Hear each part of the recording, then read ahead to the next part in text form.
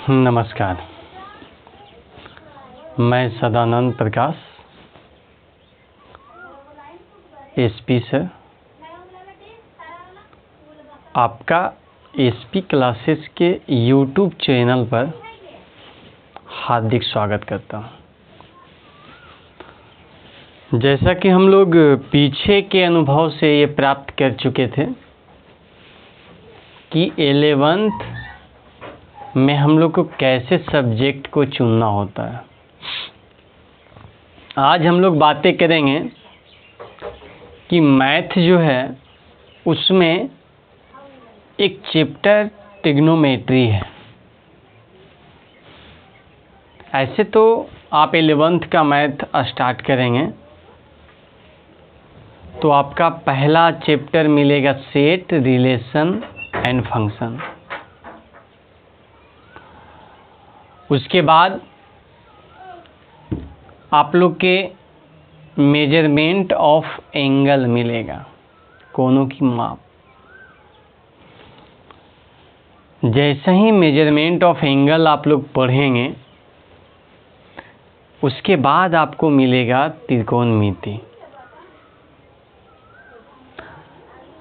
तो आखिर के हम लोग पहले त्रिकोणमिति ही क्यों, प्रश्न ये उठता है कि पहले त्रिकोणमिति ही क्यों। देखिए, आप जब साइंस को चुने हैं तो आपको केवल मैथ नहीं, मैथ के साथ फिजिक्स और केमिस्ट्री भी पढ़ना है। तो यदि आप फिजिक्स और केमिस्ट्री पढ़ना चाहते हैं तो पहले की तरह आप केवल परिभाषा नहीं पढ़ना है, उसका न्यूमेरिकल बनाना है। क्लास 10 में न्यूमेरिकल शुरू किए थे, 9th में भी हल्का बनाए थे, 11th में बहुत ज़्यादा बनाना है। और आपको अनुभव होगा कि जब आप 9th का न्यूमेरिकल बना रहे होंगे फिजिक्स का, तो उसमें जो मैथ उपयोग होता है वो क्लास 9th तक। जैसे ही आप 10th में प्रवेश कर चुके थे उसमें जो मैथ उपयोग होता था वो 10th तक। जैसे ही आप 11th में प्रवेश कर चुके हैं तो उसमें भी तो मैथ उपयोग होगा, और वो भी 11th तक। तो उसमें कौन सा मैथ उपयोग होगा, ये प्रश्न बनता है। तो आंसर आएगा अधिक से अधिक त्रिकोणमिति। इसीलिए हम लोग पहले त्रिकोणमिति को चुने ताकि आपको फिजिक्स पढ़ने में कोई प्रॉब्लम ना हो। अब देखिए, बातें हम लोग स्टार्ट करते हैं।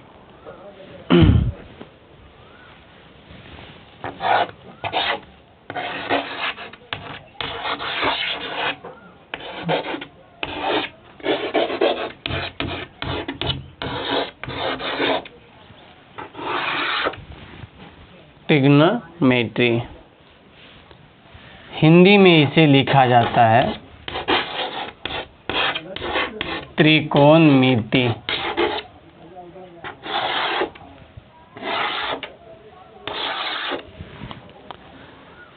हम लोग त्रिकोणमिति स्टार्ट कहाँ से करेंगे? देखिए, पहले आपको ये सजेस्ट करना चाहेंगे कि जो भी आप टॉपिक पढ़िए उसको एकदम गहरी में जाकर पढ़िए, डिटेल्स पढ़िए, और उसमें उपयोग होने वाले जितने भी फॉर्मूला है सबको आप प्रूव्ड कीजिए, सिद्ध कीजिए, ताकि आपके अंदर एक नई ऊर्जा का संचार हो। और इसके लिए मैं आपका बहुत सहायता करूंगा, ये आप भरोसा कीजिए। तो ट्रिग्नोमेट्री, त्रिकोणमिति में पहले जानेंगे कि त्रिकोणमिति का अर्थ क्या होता है।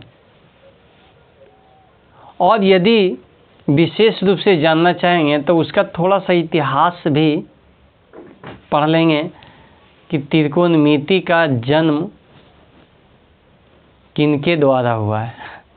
देखिए, 3 बातें होता है, एक जन्म, एक आविष्कार और एक खोज, और तीनों में डिफरेंस है। जन्म, आविष्कार और खोज में डिफरेंस ये है कि हम लोग आविष्कार उसे कहते हैं जो पहले से नहीं था,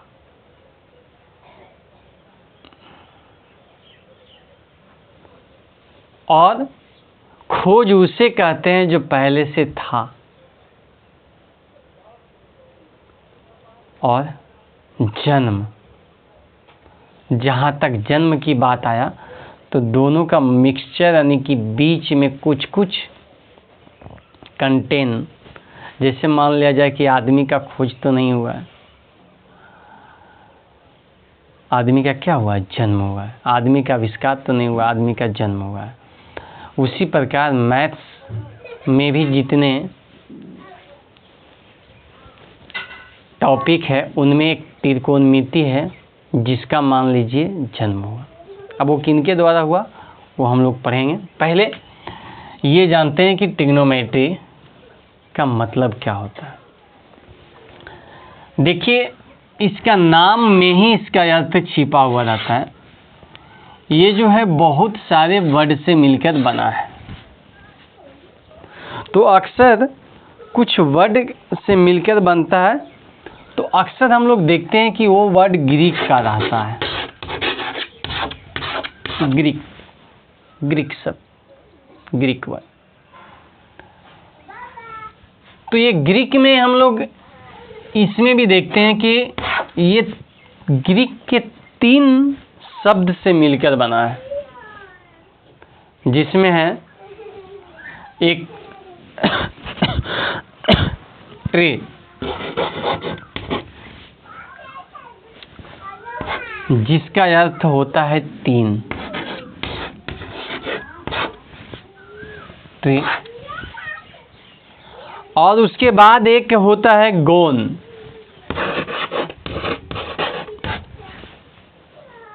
जिसका अर्थ होता है, सही पकड़ें, कोन।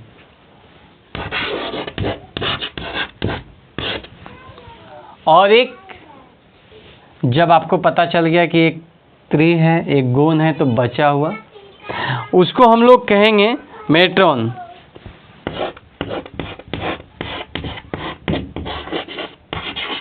जिसका अर्थ होता है माप। यानी कहने को अब कुछ बचा ही नहीं है, 3 कोनों की माप को शॉर्ट में बोला जाता है त्रिकोणमिति। तो ये जो त्रिकोणमिति है वो क्या है? 3 कोनों की माप। किसमें? त्रिभुज में। तो त्रिभुज में जब 3 कोनों की माप करेंगे तो विशेष रूप से समकोण त्रिभुज आएगा। ऐसा नहीं है कि केवल समकोण त्रिभुज में ही माप करेंगे, विशेष रूप से हम लोग स्टार्ट समकोण त्रिभुज से करेंगे। पहले यदि आप लोग में से कोई परिभाषा लिखना चाहते हैं तो वो भी लिख लेंगे, और लिखना भी चाहिए, कुछ कुछ बातें को लिख भी लेना चाहिए। और समझना तो है ही, मैथ को ज़्यादा थ्योरेटिकल नहीं बनाएंगे, मैथ को ज़्यादा विस्तार से आपको समझाने का प्रयास करेंगे, जिसमें कि आपको कॉन्फिडेंस लेवल बढ़े। रटने उठने वाला काम नहीं, हम लोग इसको समझ चुके हैं, इसलिए इसका परिभाषा को लिख भी लेते हैं। Trigonometry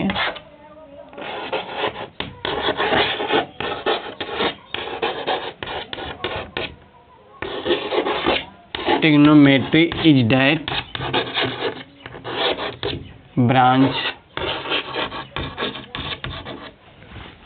branch of mathematics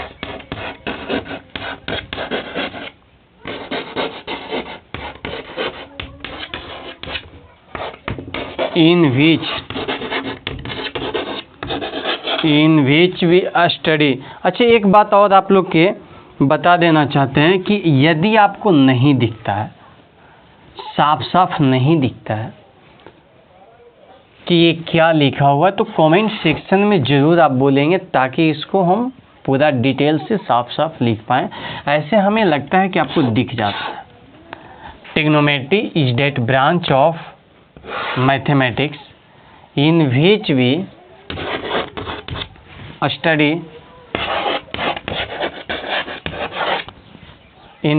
study आप लोग एक बात जान लीजिए कि त्रिकोणमिति में अभी हम लोग तोड़े हैं तो तीन कोनों की माप उसका अर्थ हुआ है, लेकिन क्या तीन कोनों की माप के साथ साथ उसमें भुजा भी रहता है? तीन कोनों केवल नहीं रहता है, भुजा भी रहता है। तो हम लोग यहाँ रिलेशनशिप करेंगे उसके कोण और उसके भुजा में, तब हम लोग त्रिकोणमिति को एक अच्छी परिभाषित कर सकते हैं। हाँ, तो स्टडी हम लोग किसको करेंगे? भुजा को। Relation, study relation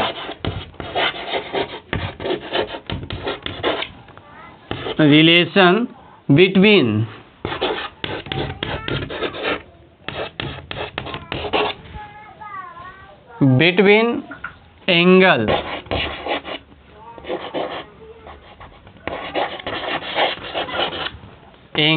and side of triangle.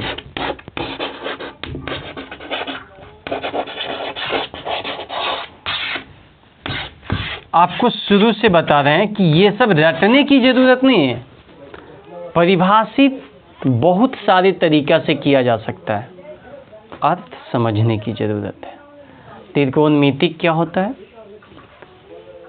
किसी त्रिभुज के विशेष करके समकोण त्रिभुज में पढ़ना होता है, किसी त्रिभुज के उसके भुजा और उसके कोण के बीच के रिलेशन को समझना होता है। अब ये रिलेशन भाई बहन, मम्मी पापा, दोस्त, ऐसा ही उसको समझिए, क्योंकि एक दूसरे से कुछ रिलेटेड होता है, उसी को उसका रिलेशन कहा जाता है। यदि आप लोग हिंदी में लिखना चाहेंगे कि त्रिकोणमिति क्या है, तो आराम से लिख सकते हैं कि त्रिकोणमिति गणित की वह शाखा है जिसमें किसी त्रिभुज के कोण और उसके भुजाओं के बीच के संबंध को अध्ययन करते हैं। क्लियर हो गया? ज़्यादा कुछ नहीं है, इसलिए परिभाषा को अपने तरीका से गढ़िए, किसी और पर ये मत समझिए कि वो जैसे लिखें वैसा ही लिखेंगे, ऐसा कुछ नहीं। अर्थ हमको समझना, मैथमेटिक्स हमको रटना नहीं है। यही डिफरेंस होता है कि धीरे धीरे आदमी जिलेबी की तरह उलझ जाता है। तो यदि आपके जीवन में भी मैथ जिलेबी की तरह उलझा दिया है, तो आपको क्या करना है? चाशनी में डूबना है और मिठास पैदा करना है।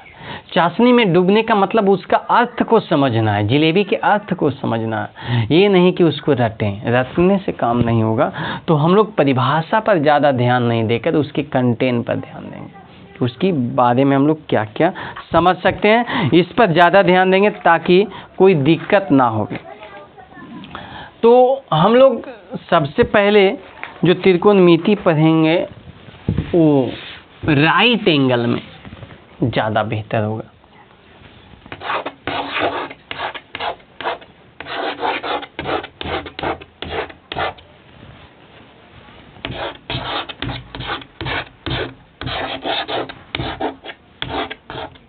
राइट एंगल ट्रायंगल मतलब कि समकोण त्रिभुज में त्रिकोणमिति पढ़ना ज़्यादा बेहतर होगा। स्टार्ट भी वहीं से करेंगे। तो सबसे पहले हम लोग ये जान लेते हैं कि हम लोग स्टार्ट 0 से नहीं बल्कि माइनस से करेंगे। माइनस मतलब एकदम पूरा नीचे से। देखिए,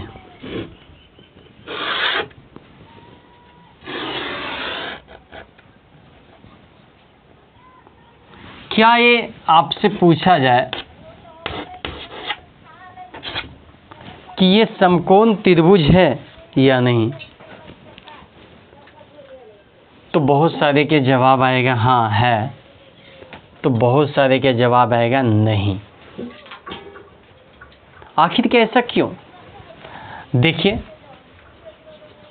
जब तक आप इसका कॉर्नर को इस टाइप से नहीं इंगित करते हैं तब तक इसको समकोण त्रिभुज कहने का अधिकार नहीं है। इसलिए ये क्या है, समकोण त्रिभुज। अब बनाइए समकोण त्रिभुज। तो समकोण त्रिभुज में ट्रिग्नोमेट्री से जब रिलेटेड करते हैं तो इसमें तीनों साइड का कुछ नाम होता है।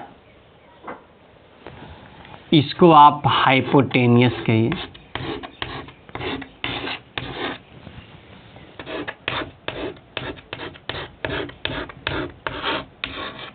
अच्छा एक बात आपको ये ज़रूरी जानना है कि ये जो हाइपोटेनियस है इसको कोई और भी नाम से जाना जाता है क्या?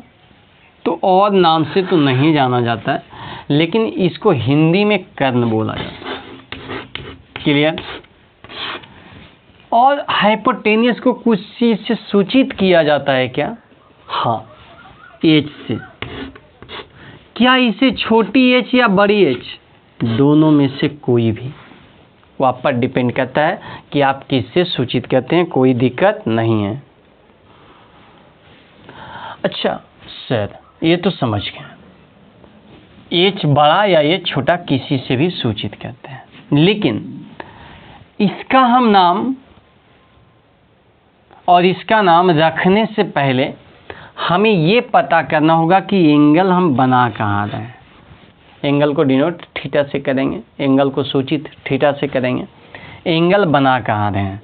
यदि एंगल यहाँ बनाते हैं तो एंगल के इसको बोला जाता है सामने वाला, मतलब एंगल के अपोजिट। एंगल के अपोजिट, समझ रहे हैं बात को? यदि एंगल यहाँ बनाएंगे तो ये वाला हो जाएगा एंगल के अपोजिट, और अपोजिट को बोला जाता है परपेंडिकुलर। हाँ, अपोजिट को क्या बोला जाता है? परपेंडिकुलर।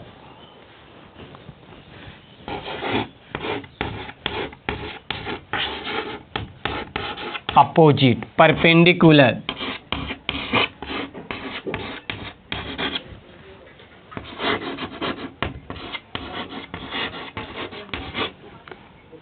क्या इसे हिंदी में भी कुछ बोला जाता है क्या? हाँ, इसको आप बोल सकते हैं लंब। क्या इसको सूचित भी कुछ से किया जाता है क्या? हाँ, क्या चीज से? पी से। अब ये बेस,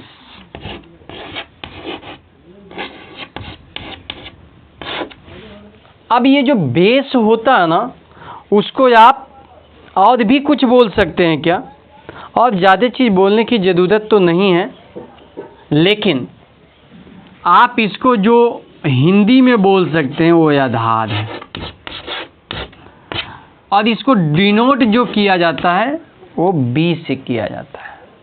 अब देखिए, यदि थीटा यहाँ बनता, यदि थीटा यहाँ बनता तो इसके सामने वाला ये अपोजिट होता। अपोजिट को बोला जाता है परपेंडिकुलर, जिसको डिनोट करते हैं पी से। अर्थात एक छोटी सी त्रिभुज में हम लोग देख लेते हैं कि यदि थीटा यहाँ बना और ये समकोण त्रिभुज है तो एच वही रहेगा, एच पहले वाला। एच जो होता है उस समकोण त्रिभुज के सामने वाला भुजा, और ये कभी बदलता नहीं है, ये हमेशा वही रहता है। थीटा यहाँ है तो ये पी हो जाएगा और ये बी हो जाएगा। यदि थीटा यहाँ रहता तो ये पी हो जाता, ये बी हो जाता। इसको मुख्य रूप से कहिए पंडित हरि हरि बोल। पंडित हरि हरि बोल मतलब पंडित जी कभी नहीं बदलते हैं। हाँ, एकदम बदल जाते हैं। हरि कभी नहीं बदलते हैं, मतलब पंडित जी भी बदल जाते हैं, बदलने का मतलब ये नहीं कि झूठ बोलना शुरू कर दे। बदलने का मतलब ये हुआ कि मान लिया जाए कि आपकी ब्याह यानी शादी कोई और पंडित करवाए हैं, तो कोई ज़रूरी नहीं है कि आपके बच्चे का शादी वही पंडित जी करवाएंगे। क्या होंगे, पंडित जी बदल सकते हैं। तो ये पंडित हैं, उनकी आवाज़ भी बदल जाएगा, बोल मतलब उनकी बोली भी बदल जाएगा, लेकिन हरि कभी नहीं बदलेंगे। इसलिए एच कभी नहीं बदलता है, पी और बी बदलते रहता है। चलिए ठीक है, तो आपको समझ में आ गया होगा कि हमें किसको क्या बोलना है। चलिए ठीक है, अब हम लोग इसी में कुछ बातें कुछ समझेंगे।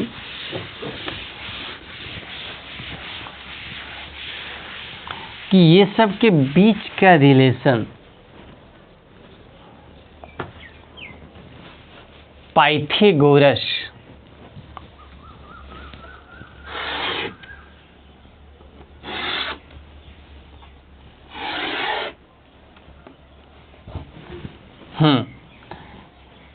ये आप समझ रहे हैं कि ये समकोण त्रिभुज है।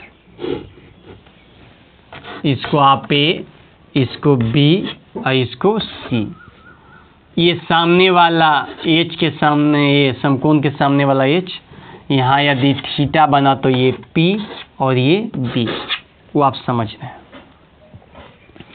एक गणितज्ञ आए, गणितज्ञ आते जाते रहते हैं, और बहुत पहले एक गणितज्ञ आए जिनका नाम था पाइथागोरस।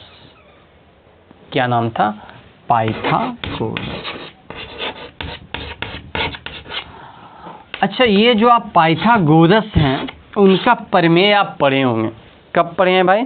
तो पाइथागोरस का प्रमेय आप लोग जरूर पढ़े होंगे क्लास 10th से पहले, क्लास 10th में भी पढ़े होंगे। मतलब अभी तक इनके बारे में बहुत अच्छी तरीक़ा से आप जानते हैं पाइथागोरस। तो ये पाइथागोरस एक गणितज्ञ थे। उन्होंने ये तीनों के बीच एक रिलेशन बताएं। तीनों के बीच एक रिलेशन क्या बताएं? कि हम एच के स्क्वायर, यदि समकोण त्रिभुज है तो एच के स्क्वायर, पी के स्क्वायर और बी के स्क्वायर का योग आपस में बराबर होता है। एच स्क्वायर बराबर P square plus B square होता है ना।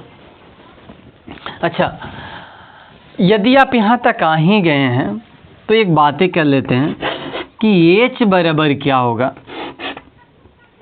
तो रूट बोलिएगा P square plus B square.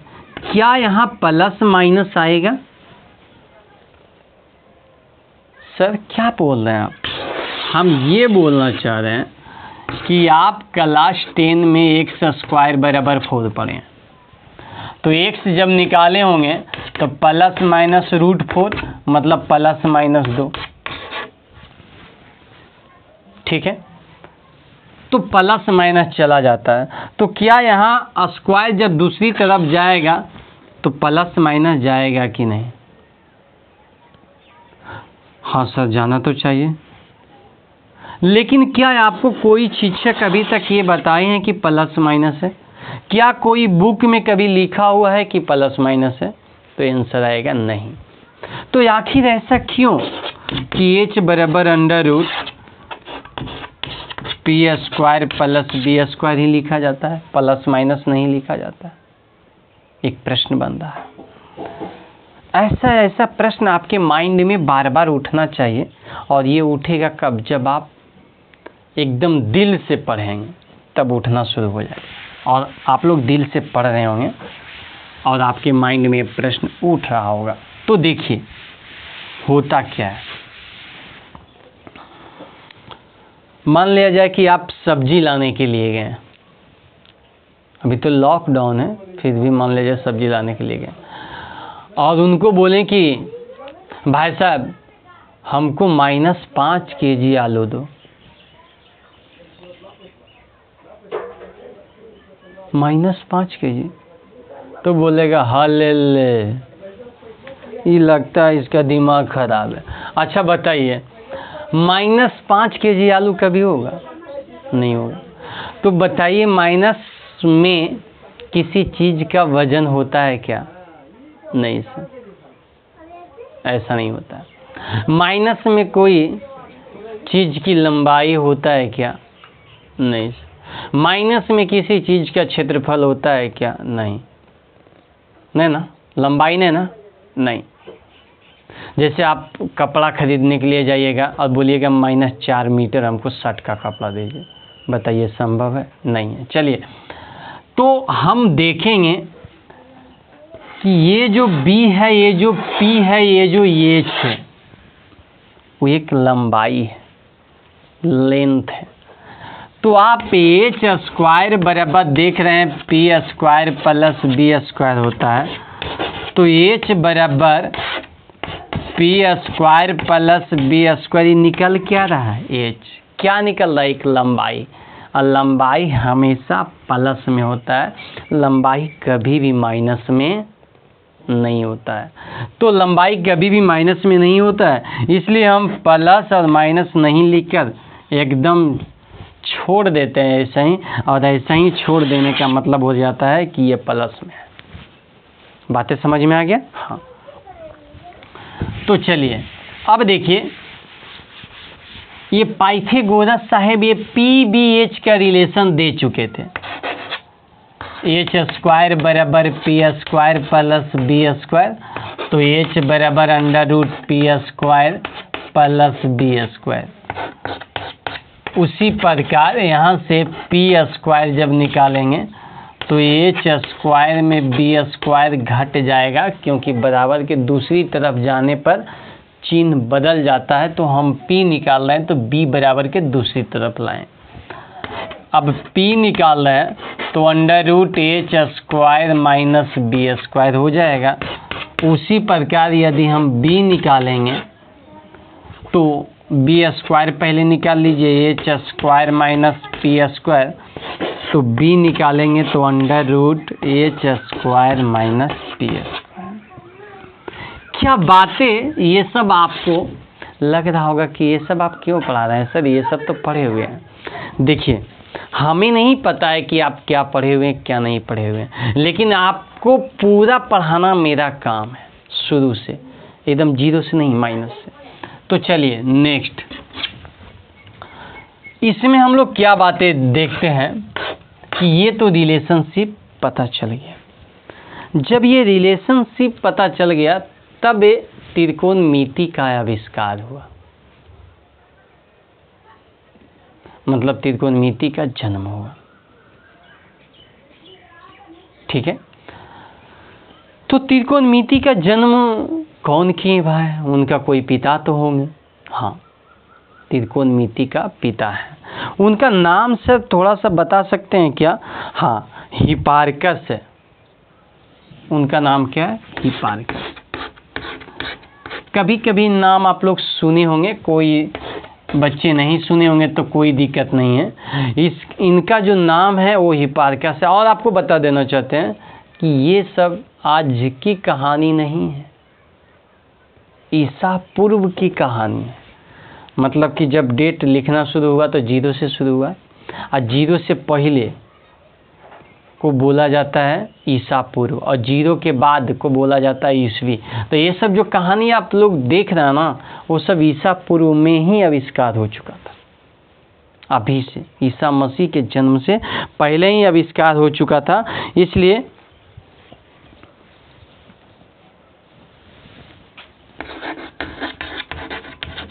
आप लोग कम से कम उतना दिन पहले आविष्कार हो चुका है तो पढ़ना तो आपका काम हो जाता है। हिपार्कस, हिपार्कस, इसकी कहानी थोड़ा समझिए कि हिपार्कस की कहानी क्या है। हिपार्कस आप ही के तरह एक स्टूडेंट रहा होगा, रहे थे,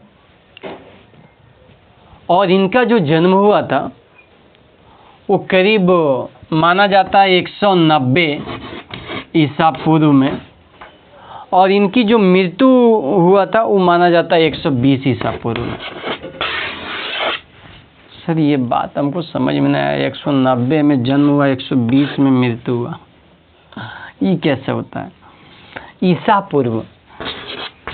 ईसा पूर्व के मतलब हो जाता है, समझिएगा, ईसा मसीह के जन्म हुआ है आज, तो आज से 5 दिन पहले के बात को हम बोलेंगे। आज मतलब 0 है, तो आज से 5 दिन पहले की बात बोलेंगे तो उसको लिखेंगे हम 5। अब आज से 5 दिन पूर्व, 5 दिन पूर्व हो गया। अब आज से 2 दिन पहले की बात बोलेंगे तो उसको लिखेंगे 2 दिन पूर्व। तब 5 दिन पूर्व जन्म हुआ और 2 दिन पूर्व मृत्यु हुआ। तो पहले जन्म हुआ कि पहले मृत्यु? यहाँ आप ये नहीं समझ लीजिएगा कि लगता है कि पहले 90 में जन्म हुआ और मृत्यु 120 में, मतलब पहले लगता है मृत्यु ही हो गया और बाद जन्म हुआ। ऐसा कुछ नहीं है, पहले जन्म हुआ उसके बाद मृत्यु हुआ। देखिए ना, 5 दिन पहले जन्म, 2 दिन पहले मृत्यु, तो पहले जन्म नहीं हुआ। हाँ चलिए ठीक है। तो हिपार्कस की कहानी सुनिए। हिपार्कस जो थे उन्होंने आप ही के तरह एक स्टूडेंट रह चुके थे, लेकिन उनको पढ़ाई से बहुत प्यार था। तो उनके गांव में एक फंक्शन हो रहा था और फंक्शन में उनको भाग लेना था। सब लोग को भाग लेना बहुत ज़रूरी हो जाता है जब गांव में कोई फंक्शन होता है। तो उन्होंने बोले कि भाई साहब, हम थोड़ा सा आज ट्यूशन पढ़ लेंगे 1 घंटा, उसके बाद हम वहीं रहेंगे। तो बहुत सारे दोस्त कुछ बोलना शुरू कर दिए। तो एक दोस्त जो सबसे ज़्यादा प्यार करते हैं, जीवन में 2 ही गो का बात ज़्यादा असर करता है, जो सबसे ज़्यादा प्यार करते हैं उसका बात, और जो सबसे ज़्यादा नफरत करते हैं उसका बात।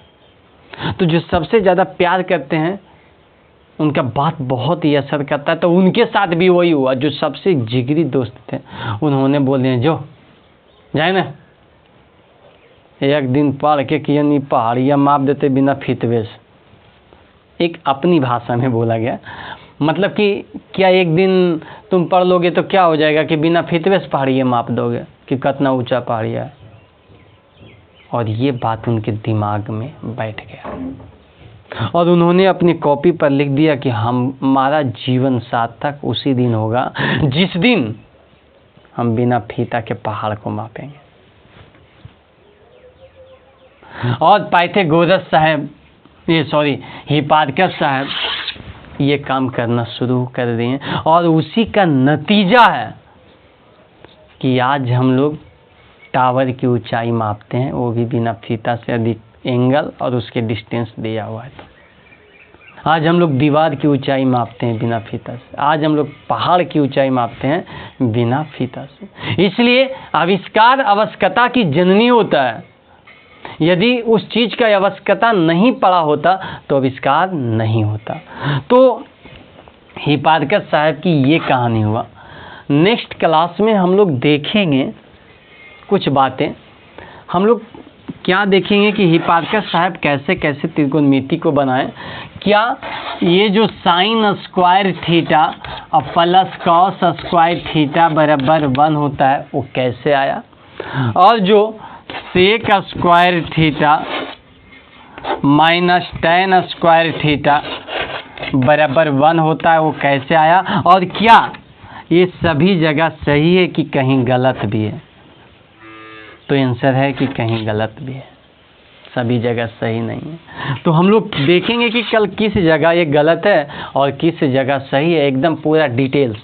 ज़रूरत है आपको धैर्य रखने की, धैर्य आप रखिए और पूरा डिटेल्स आपको इस प्रकार समझा देंगे कि आपको पता नहीं चलेगा कि आवत है कि जाते। थैंक यू, फिर मिलेंगे नेक्स्ट वीडियो में।